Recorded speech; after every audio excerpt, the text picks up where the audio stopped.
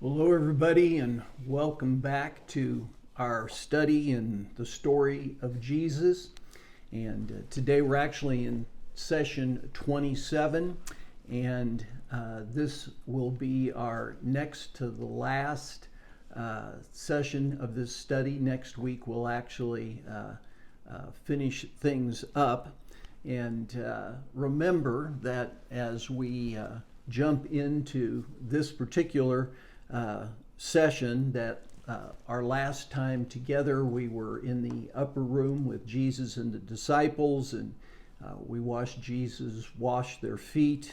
We saw Judas leave to betray Jesus, and we saw Jesus institute the Last Supper, the Eucharist, communion, whatever your particular tradition happens to call it. And then at a point during that period of time, and there's just a little confusion over exactly when the disciples leave the upper room, but in John's Gospel it would appear that at the end of chapter 14, perhaps they leave and they begin to head toward the Garden of Gethsemane. Jesus, if that's the chronology, Jesus would then be teaching along the way the content of John 15 through 17, which I'd encourage you again to make sure that you read.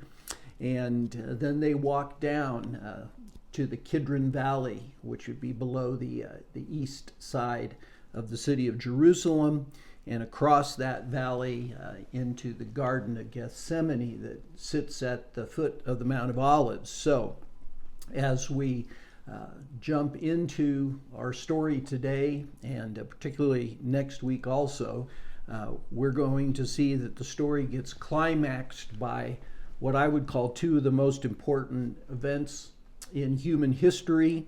And as I was thinking about that, I thought I should add so far, because there is another event on the horizon that will become part of, I guess you could say, the three most important events in human history. The first being the crucifixion of Jesus on Friday, what we refer to as Good Friday, and then, of course, the resurrection of Jesus on Easter Sunday. So today I'm going to focus on the first of those events. And of course, in our last session together, we'll be looking at the second of those events, the resurrection of Christ. I'm going to do something a little different today. I'm going to approach this in a little bit more of a narrative, storytelling way than simply looking at the text and exegeting it. So I'm going to take you back to that Friday. And I'm going to ask you to use your imagination a little bit, because I'm going to do some flashbacks. So real time, we'll be looking at the actual crucifixion of Jesus, but then I'm going to periodically flash back to show you the events in Scripture that lead up to the actual crucifixion. So we will be going from basically midnight on what we call Maundy Thursday till about 3 o'clock in the afternoon on Good Friday. So let's jump into this. And to begin with, just imagine that it's perhaps a very clear day in Jerusalem. It's 9 o'clock on a Friday morning of Passover week, and we're just outside the walls of the city of Jerusalem. And we see Mary, Jesus' mother, and she seems to be just agonizing in despair, staring at what is happening in front of her. And then as our point of view changes, we see what it is that she is staring at. And in close-up, we see the arm of a Roman soldier. He's holding an iron hammer above his head, and with one hand he has placed an iron spike in the wrist of a hand that's tied to a wooden beam. And then we would watch in horror, as Mary did, as that soldier's arm comes crashing down on that spike, and we would hear the sound of metal on metal. We would hear the sound of cracking bone. Blood would spray from the wound.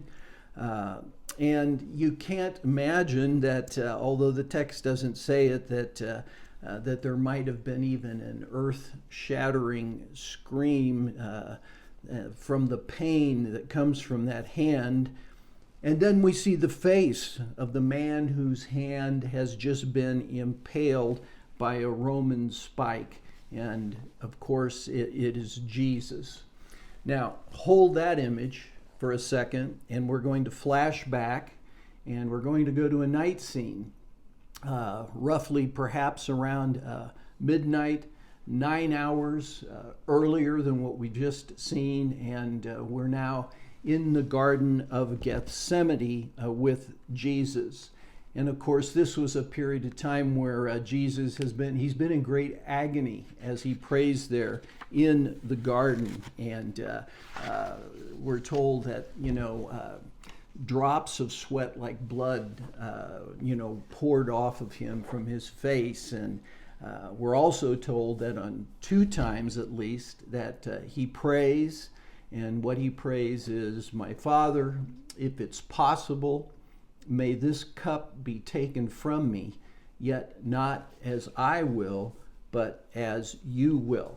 And so we're told that he prays that. He goes, he checks on James and John and Peter, who he has asked to keep watch while he's praying in the garden. And of course, on both of those occasions, we're told that they're sleeping, and Jesus has to wake them back up.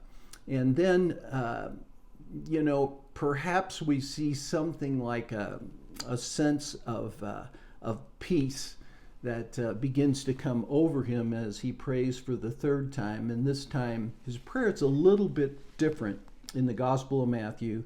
And we read this: "My Father, if it's not possible for this cup to be taken away unless I drink it, may your will be done." And again, he stands and walks a few paces in the garden. And again, there on the ground, he sees Peter, James, and John sleeping. But we hear a crowd noise begin to approach. And the disciples wake up just as we see a mob entering the garden. And it's a mix of temple guards and priests and perhaps ordinary citizens. We aren't specifically told, but they're armed with swords and clubs as if they're coming after some sort of a very vicious criminal. But leading them, of course, is Judas. And this is our Judas from the Bible series. But we would watch as Judas walks up to Jesus and calls him Rabbi and kisses him on the cheek. And Jesus responds to Judas by saying, "Judas, are you betraying the Son of Man with a kiss?" 2 of the temple guards, perhaps, they step forward and toward Jesus. They grab him, and in reaction, we're told that Peter pulls a sword from his garment and slashes at one of them, actually cuts off his ear, and Jesus intervenes and says, "Stop, no more of this." And we're told that he reaches out and touches the guard's face where his ear used to be, and when he removes his hand, the ear has been restored. And so from the Garden of Eden then, or there in the garden, other temple guards grab Jesus. They begin to lead him away, and we see all of the disciples kind of flee off into the dark. Then we go back to real time. And in real time, Jesus is still on his back on the beam. The soldier has moved to the other side of the cross and has a spike embedded in his other wrist and a hammer above his head. And we watch once again as the hammer falls, and just as it touches the top of the spike, we're going to flash back. and it's still night out, somewhere around 1 in the morning on Friday.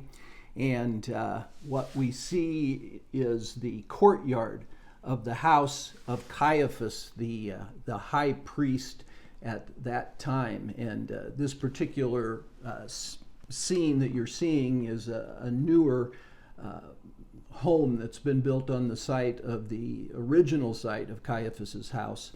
But here in real time, we see this courtyard of this beautiful home 8 hours earlier than the crucifixion, and a crowd is outside gathered by the fire warming themselves, and we see Peter, who has followed Jesus incognito, and as he is there in the courtyard, a servant girl, we're told, passes by and recognizes him and says, "You were with Jesus of Galilee."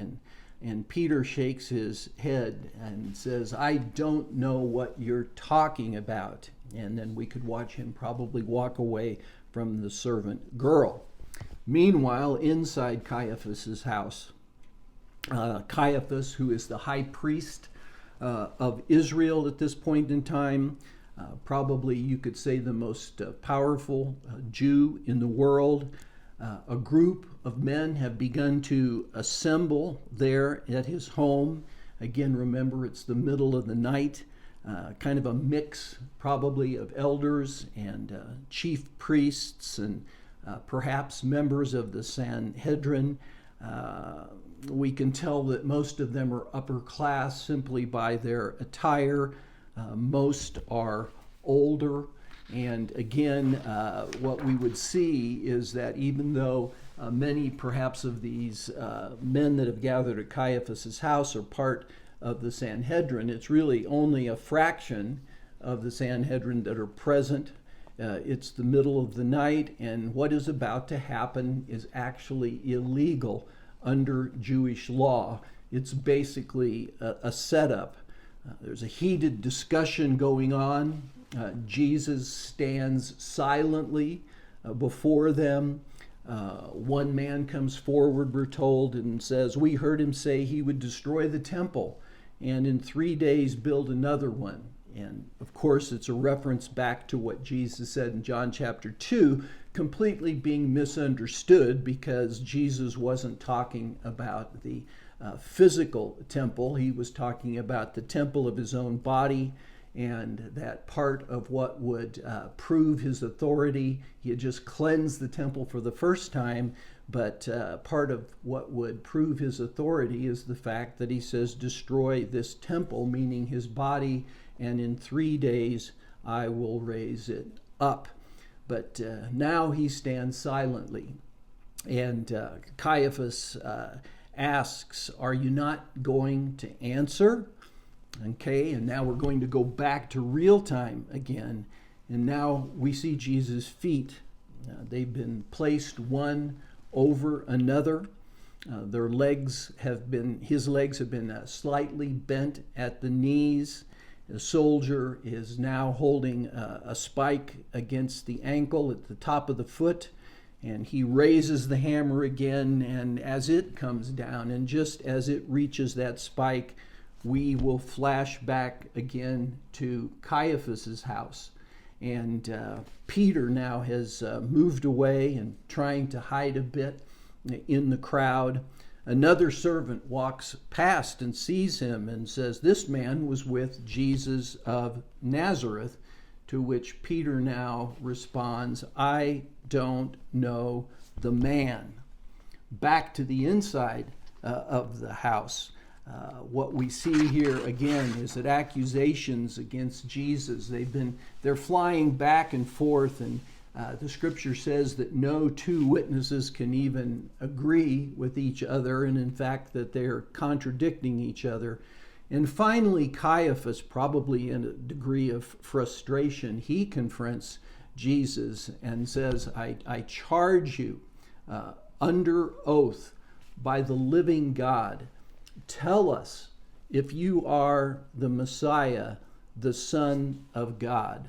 And Jesus finally speaks. And he says this, "I am," said Jesus, "and you will see the Son of Man sitting at the right hand of the Mighty One and coming on the clouds of heaven." It's a powerful statement, by the way. First of all, it's the last of the "I am" statements that Jesus makes, but also he is quoting prophecy primarily out of the book of Daniel that talks about the end of the age and how that at the end of the age that the Messiah, the Son of Man, Jesus, will come on the clouds of heaven in his return. So looking around the room, you can see that the crowd that is there is quite disturbed. Caiaphas is actually in a rage. He reaches up and tears his robe and then speaks to the group. "You've heard the blasphemy. What do you think?" And the text tells us that they all condemned him as worthy of death. Back outside, still in real time, several men have come up to Peter again and have said, "Surely you are one of them. Your accent gives you away." You never think about the fact that someone from Galilee would have a different accent as someone from Jerusalem. It would almost be like that the trial was happening in New York City and Peter was from Dallas, Texas, and had a Texas accent. You don't really, oftentimes think about those kind of things in terms of the context, but simply by the accent and the sound of his voice, they can tell that he is perhaps from Galilee. And so surely you're one of them because your accent gives you away. And finally, Peter responds again, "I don't know the man." And at that moment, Scripture says, a cock crows. Peter realizes that he has just done exactly what Jesus said in the upper room. Jesus talked about that a time was coming when they were all going to flee from him. And of course, Peter said, even if everybody else does, I'll never leave you. To which Jesus said, before the cock crows, you will have denied me 3 times. And you can imagine that sort of really coming into Peter's realization and exactly what Jesus said. And I kind of imagine that when that happens, that Peter perhaps begins to weep. And then we go back to real time again. And what we see the nailed feet on the beam. The beam begins to be tilted upward, and slowly, as the angle of the beam changes from horizontal to 45 degrees, we also see that it's at the edge of a hole that has been dug for the cross to fit into. As the beam begins to get closer to 90 degrees, the cross itself begins to slide down into that hole, and when it reaches a full 90 degrees, it slides to the bottom of the hole with a loud thud. And again, we can just imagine the nails in both Jesus' wrists and in his feet, that the flesh would tear, and it would have been just a moment again of just horrifying pain for Jesus. We flash back, and what we see are the steps of a massive Roman building. In the background, we can see the walls of the temple and the top of the temple itself exposed over the wall. This is the Antonia Fortress, and this was the residence of the Roman proconsul when he was in Jerusalem, and he was there, would have been there for Passover. And of course, the Roman proconsul was a man by the name of Pontius Pilate. It also houses the Roman Praetorian Guard, and it's now roughly about 6 a.m. on Friday morning. Inside, we see Jesus, And the Jewish leaders have brought him here, perhaps being held by several guards, and we can tell that he looks bad. His face has been beaten, one eye perhaps swollen shut, lips split, facial skin red from repeatedly being slapped by the temple guards, spit running down his face. And then a Roman commander appears, approaches Caiaphas and Jesus. And of course, this is Pilate. Pilate asks the question, what charges are you bringing against this man? And Caiaphas, in a kind of circular reasoning without really the ability to articulate why they would have been bringing him to Pilate, just says, if he were not a criminal, we would not have brought him to you. And Pilate, probably already sensing a little bit of Jesus being set up, says to Caiaphas, you take him and judge him by your own laws. And to that, Caiaphas says, but we have no right to execute anyone. And I would imagine at that point, Pilate sees exactly what's going on. He turns to Jesus, and turning to Jesus, he asks him the question, are you the King of the Jews? To which Jesus replies, my kingdom is not of this world. If it were, my soldiers would fight. My kingdom is from another place. To which Pilate then responds, you are a king then. And Jesus goes on to say, for this reason I came into the world, to testify to the truth. Everyone on the side of truth listens to me. And Pilate, perhaps with a bit of cynicism, responds with the classical expression that he used, what is truth?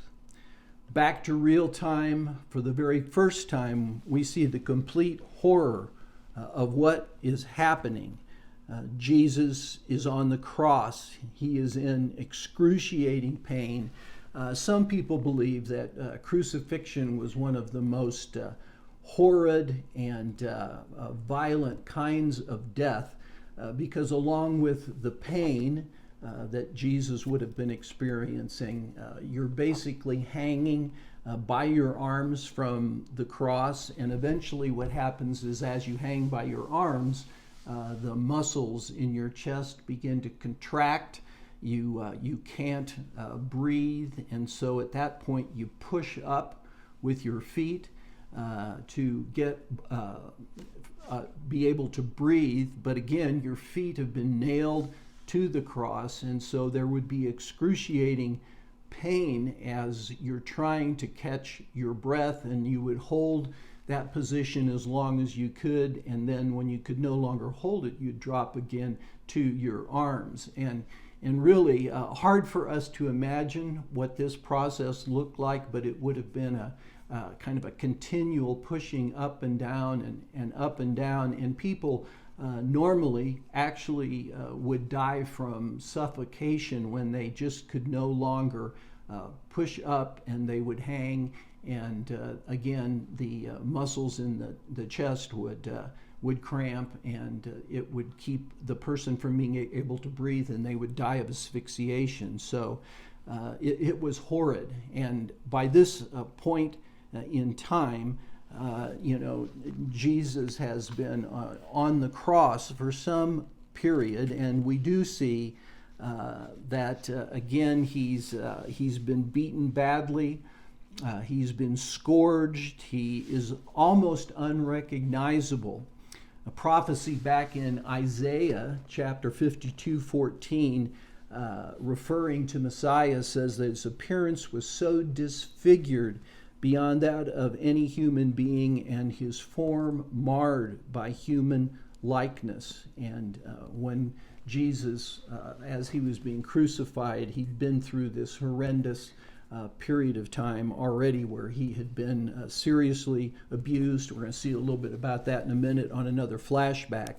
But what we also see is the written charge against him. It's been nailed to the top of the cross. This was not uncommon, that oftentimes the Romans would attach charges to the cross so that as people would walk by, and crucifixions were usually done in public places or along public roadways, and they would see this, just horrendous death taking place, that they could look up and they could see for what reason was this person being crucified. And the idea was that it would be a deterrent to others, realizing that the Romans were quite serious about their law and that they were also very brutal and violent. And of course, the charge against Jesus, again, simply King of the Jews. Close to the cross, I think we see Mary, his mother. We see John. We're told Mary Magdalene is present. They're all probably, again, just speculatively, a wreck. I can imagine that Mary herself could be hysterical and inconsolable. John is actually holding her up, perhaps, and as Jesus looks down, he looks into his mother's eyes and slightly, perhaps nodding his head towards John, he speaks and says to her, "Woman, here is your son." And then again, turning towards John, he says, "Here is your mother." This is one of, by the way, the first actually of what are sometimes referred to as the 7 last words from the cross. And Jesus, loving his mother, concerned for her, really entrusts her to John. And historically, we know that John was faithful in this commission that Jesus gave him. That tradition tells us that Mary went to live with John. John in 70 AD, at least, when Jerusalem is destroyed by the Romans, John moves to Ephesus, and he becomes the elder of that entire area of Asia Minor, modern-day Turkey. But if you go to Ephesus today, where there are massive excavations, perhaps one of the greatest archaeological sites in the world today, one of the places that they would take you to, which is, again, tradition, but late tradition. We aren't quite sure of the accuracy, but that you can actually go to the house where Mary lived there. So John took this command of Jesus quite seriously and really became the person that cared for Jesus' mother. Flashback again. This time again we are on the steps of the Antonia. Pilate stands there. Jesus is at his side. A crowd is gathered. It's early morning, and Pilate says to the crowd, I find no basis for a charge against him. And let me see if I have that text. No, not quite. And John 18:38 is where Pilate says that.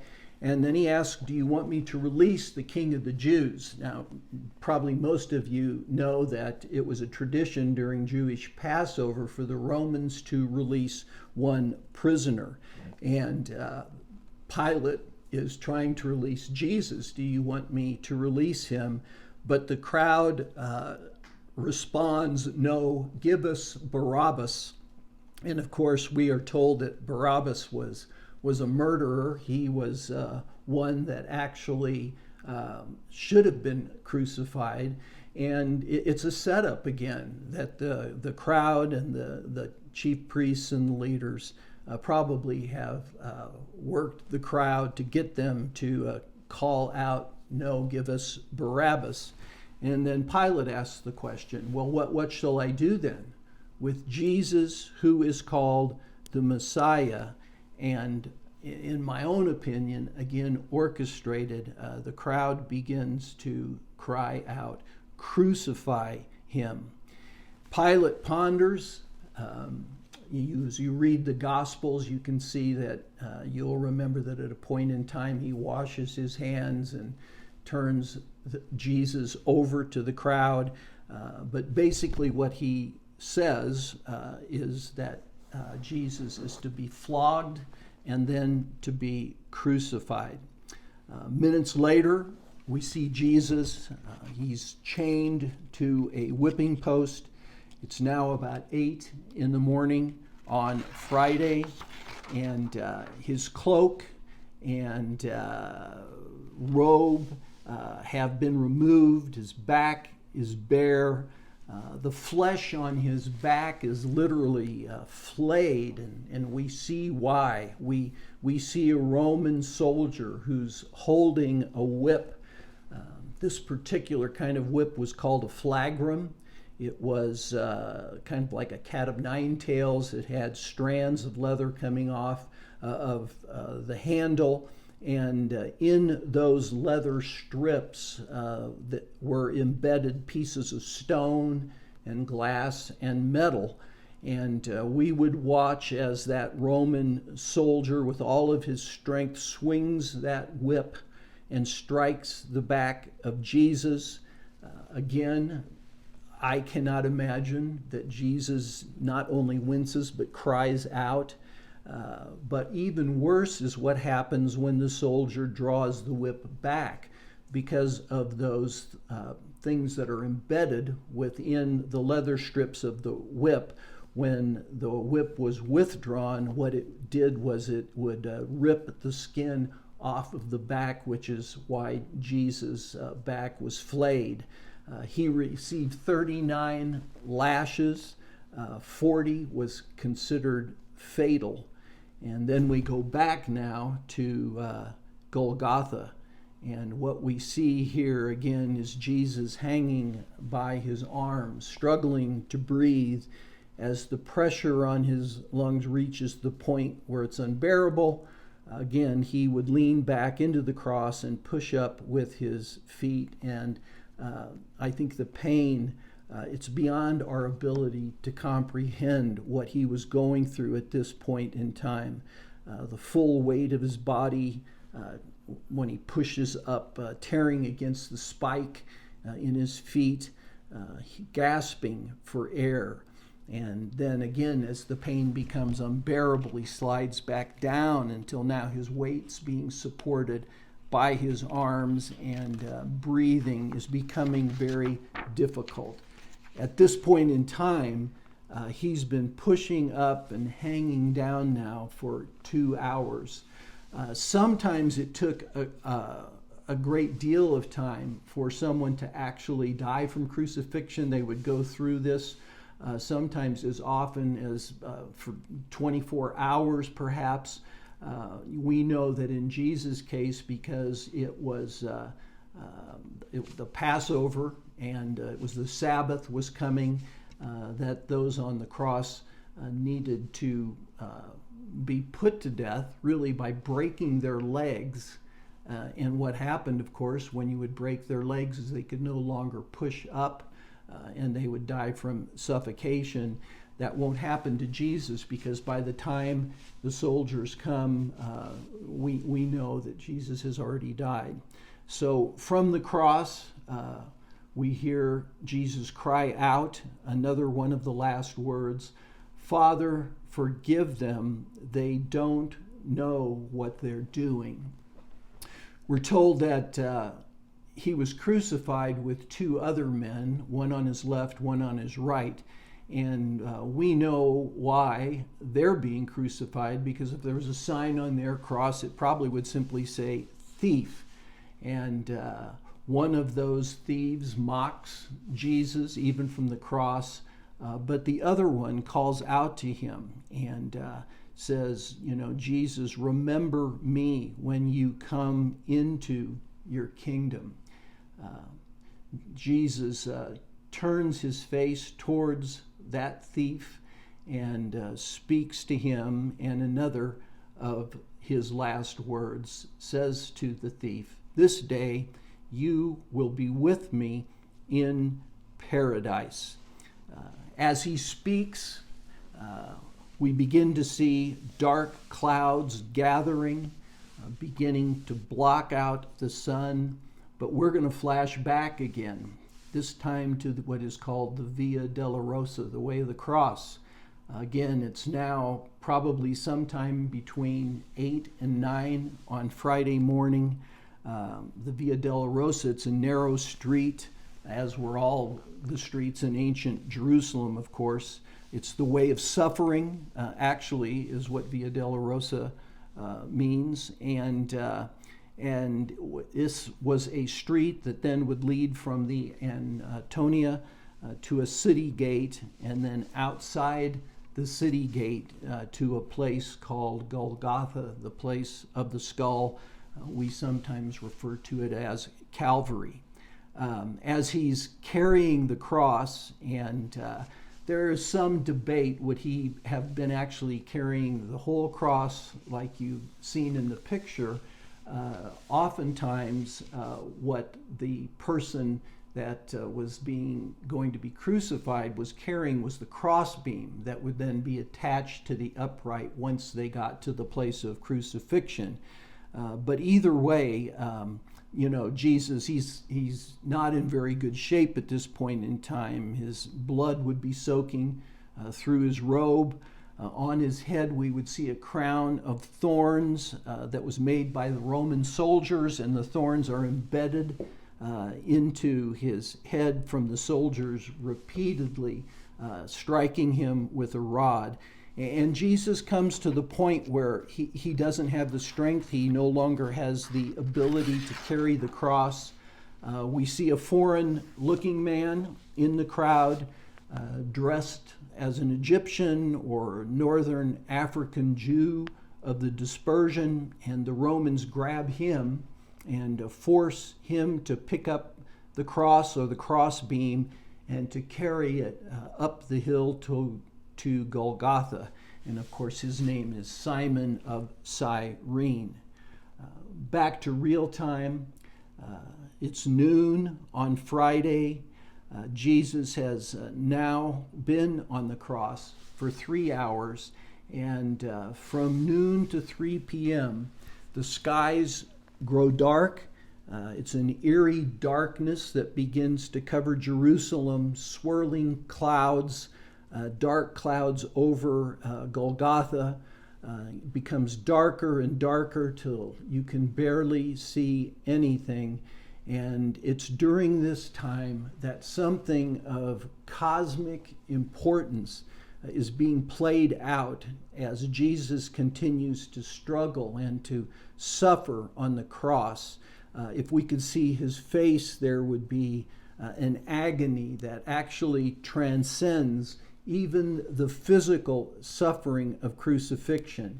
And our understanding throughout the years of what is happening during this period of time is that this is the time that somehow, in a way that we will never completely understand until we see him, the penalty for the sin of the entire world is being placed on Jesus.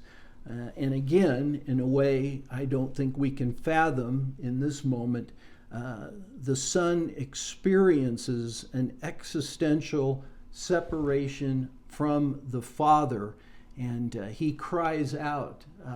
This time, actually, the text actually uses the real language, the Aramaic that Jesus would have been speaking during that period of time, and he cries out, "Eloi, Eloi, lama sabachthani," which translates, my God, why have you forsaken me?" And I believe this is when, at least at an existential level, he's experiencing something he's never experienced really through all eternity, and that is this sense of being separated from the Father as he takes upon himself the sin of the world. And so it's during this period of time where redemption is really taking place. And then subtly, Jesus simply says another one of the final words, I thirst. A Roman soldier, I think, probably soaks a sponge in wine vinegar and lifts it to Jesus' lips on the stalk of a hyssop plant. Jesus lifts up his head and he looks up and speaks again one of his final words, Father, into your hands I commit my spirit. He lowers his head, perhaps looks at those gathered around the cross, and at 3 p.m. On a Friday afternoon, Jesus speaks one final word, and he simply cries out the word finished. In the Greek, it's the word tetelestai. Literally means paid in full. And in that moment, the sin of the world, the punishment, the judgment for the sin of the world has been finished as it's been executed upon Jesus Christ. He drops his head, his struggle to breathe stops, his heart stops, and Jesus of Nazareth is dead.